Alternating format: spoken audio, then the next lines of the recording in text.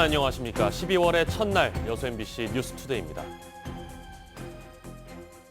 여수 국가산업단지 입주기업들이 대기 오염물질 측정치를 조작하다가 적발된 지 1년 6개월여가 지난 지금 무조건적인 사죄 입장이던 산단 기업체들은 이제 환경실태조사와 주민건강 역학조사의 용역비 등을 두고 반발하고 나서는 분위기로 변해 있습니다. 용역의 범위와 비용이 적절한지 따져보자고 나섰습니다. 문영철 기자입니다. 여수산단 주변 환경 실태조사와 주민 건강 역학조사에 들어가는 비용은 57억여 원입니다. 이 비용은 오염물질 측정치를 조작하다 적발된 기업들이 공동으로 부담해야 하는데 용역의 범위와 비용이 과다하고 정부 기관에서 진행하고 있는 조사 내용과 중복된다는 게 업체들의 주장입니다. 최근 전라남도 의회 행정사무감사에서도 이 같은 입장을 반복했습니다. 저희들은 지금 법적인 책임이 대기 부분에 지금 한계되어 있습니다. 정부에서 주기적으로 환경 실태 조사를 하는 것으로 알고 있습니다. 그 비용이 한 3억 정도 이렇게 소요되는 것으로 알고 있습니다. 기업들의 반발로 용역 기관 선정을 위한 사전 절차조차 진행되지 못할 상황에 처하자 전라남도는 지난 금요일 국립환경과학원에 용역의 범위와 비용이 적절한지 검토해 줄 것을 공식적으로 요청했습니다. 분담금의 주체가 기업이다 보니까 기업의 의견을 그냥 놓고 지나가기는 여러 가지 좀 문제들이 있었다 싶어서 결국 권고안의 핵심 내용인 두 건의 조사 용역은 연내 착수가 무산된 상황.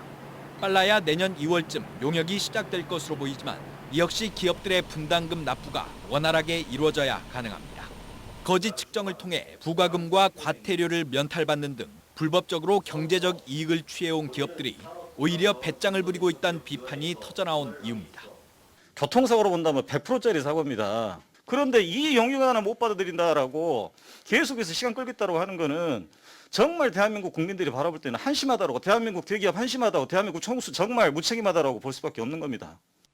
지난 10월 말 민관협의체의 권고안이 잠정 확정된 데 이어 최근엔 최종 안까지 마련됐지만 용역비 등을 둘러싼 기업들의 반발로 마지막 단계인 서명 절차 역시 내년으로 미뤄질 수밖에 없게 됐습니다.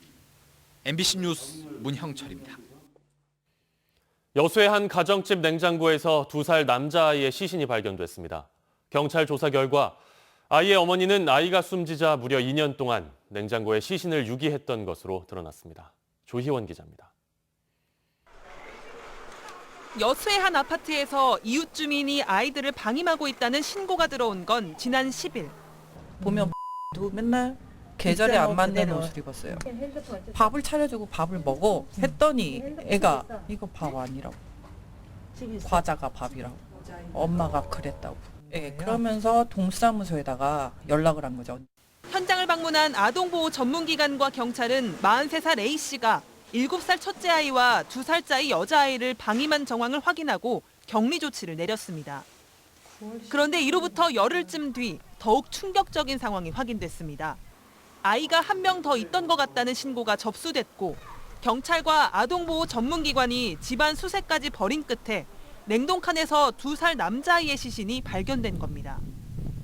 경찰 조사 결과 A씨는 2년 전인 지난 2018년 자택에서 혼자 이란성 쌍둥이를 출산했는데 출생 신고를 하기 전 남자아이가 숨지자 냉장고에 시신을 보관해왔던 것으로 드러났습니다.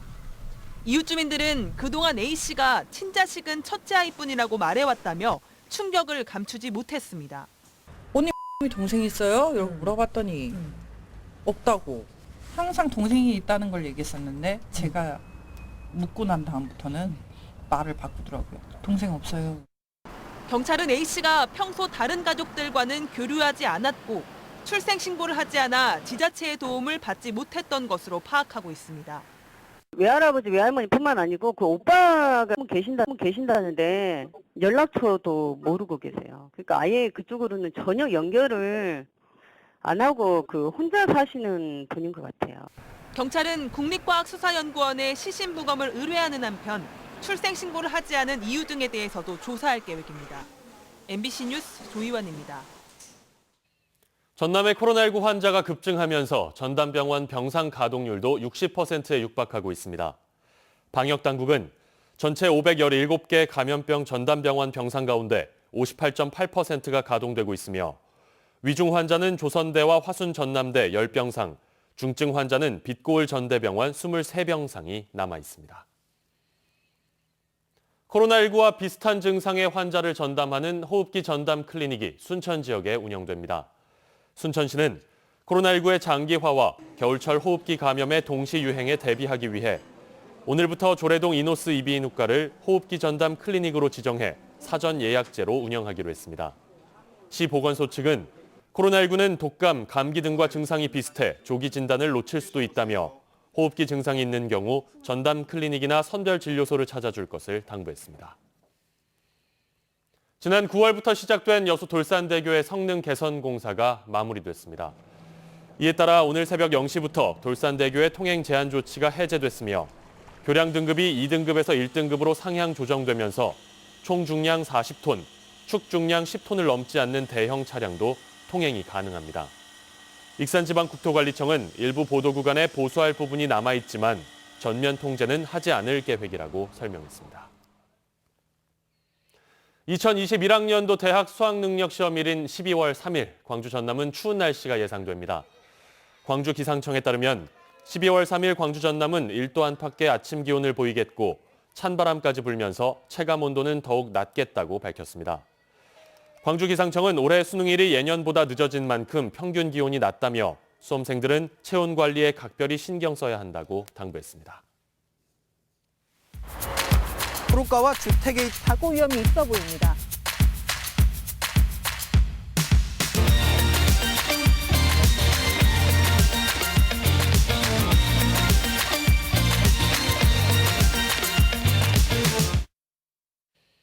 어제 광주에서 있었던 전두환 재판의 핵심 쟁점을 자세히 짚어보겠습니다. 법원은 80년 5월 광주시 도심에서 헬기 사격이 있었다고 인정했는데요. 전두환 신군부의 자위권 논리를 깨트린 판단입니다. 송정근 기자가 설명해드립니다. 5.18 광주항쟁 이후 9년이 지난 1989년 고 조비오 신부는 MBC 특집 다큐멘터리 어머니의 노래를 통해 계엄군의 헬기 사격을 최초로 증언했습니다. 80년 5월 21일 광주천 불로교 부근에서 헬기 사격을 목격했다는 증언이었습니다. 불이 픽 되면서 그 두두두두둑 하는 그냥 아주 지축을 울려요. 하지만 전남도청 앞 집단 발표를 자위권 차원이라고 주장해왔던 전두환은 헬기 사격을 부정했고 회고록을 통해 고 조비오 신부를 거짓말쟁이라고 맹비난했습니다. 재판이 진행되는 동안에도 전 씨와 변호인은 일관되게 혐의를 부인했지만 객관적인 증거에 수많은 이들의 증언은 계엄군의 헬기 사격을 인정하는 판결로 이어졌습니다. 재판장은 이 재판의 쟁점이었던 헬기 사격 유무에 대해 80년 5월 21일과 27일 헬기 사격이 있었다고 인정했고 자신의 주장이 거짓이라는 것을 전 씨도 미필적으로나마 인식했다고 판단했습니다. 조비오 신부가 증언한 21일 헬기 사격은 피터슨 목사 등 목격자들의 일관된 증언과 헬기 사격 명령을 들었다는 군인들의 진술, 그리고 군 관련 자료가 헬기 사격을 입증하는 증거라고 밝혔습니다. 또 국가수 감정 결과와 군인들의 진술, 군 관련 문서들을 종합해 볼 때 5월 27일 UH-1H 헬기가 마운트에 거치된 M60 기관총으로 전입 빌딩을 향해 사격을 했다는 점을 인정할 수 있다고 판단했습니다. 증인들의 진술과 5.18 민주화운동 당시 계엄군으로 참여했던 군인들의 일부 진술, 그리고 군에서 작성한 문서 등을 근거로 하여 재판장은 피고인 전두환의 태도에 대해서도 일침을 놨습니다. 5.18로 고통받아온 많은 국민들에게 사죄하지 않는 모습을 보여 국민들을 더 아프게 한다며 지금이라도 사죄하길 바란다고 밝혔습니다. 집단 자위권 차원에서 총을 쐈다는 전두환 신군부의 논리를 무너뜨린 최초의 형사 판결은 5.18 진상규명 작업에도 탄력을 줄 것으로 보입니다. MBC 뉴스 송정근입니다. 전두환 씨는 세 차례 광주 법정에 섰지만 끝내 시민들에게 사과하지 않았습니다. 건강을 핑계로 재판에 나오지 않거나 일정을 질질 끌어놓고는 멀쩡한 모습으로 골프를 치고 호화 오찬을 즐겨 국민들의 공분을 사기도 했습니다. 회고록 출간부터 법적 판단을 받기까지의 과정을 김철원 기자가 정리했습니다. 전두환 회고록이 출간된 지 1년여 만인 지난 2018년 5월 검찰은 사자 명예훼손 혐의를 적용해 전두환을 재판에 넘겼지만 실제 재판이 시작되기까지는 그로부터 1년이 더 걸렸습니다. 건강이 좋지 않다거나 광주에서 공정한 재판을 기대하기 힘들다며 전두환이 이리 빼고 저리 뺐기 때문입니다. 결국 구인장을 받고 나서야 마지못해 광주의 법정에 서게 된 전두환. 발포 명령 부인합니까? 예래. 발포 명령. 헬기 사격을 목격했다는 광주 시민과 당시 광주에 투입된 군인들이 법정에서 지리한 공방을 주고받던 지난해 말, 전두환이 멀쩡한 모습으로 골프와 오찬을 즐기는 모습이 잇따라 공개됐습니다. 알츠하이머 환자라고 했던 핑계가 거짓으로 드러나는 순간이었습니다. 광주 울파 학살에 대해서 한 말씀 해주시죠. 광주 학살에 대해서 모른다 난. 재판을 맡은 판사가 선거에 출마하면서 재판이 늦어지는 황당한 일도 있었습니다. 장동혁 부장판사가 사임하고 미래통합당 후보로 총선에 출마한 것입니다. 재판부가 바뀌면 법정에 다시 출석해야 한다는 규정 때문에 올해 또 한 번 광주의 법정에 서야 했던 전두환은 이번에도 사죄하지 않았습니다. 수많은 사람들이 죽었는데 왜 책임지지 않습니까? 왜 책임지지 않습니까?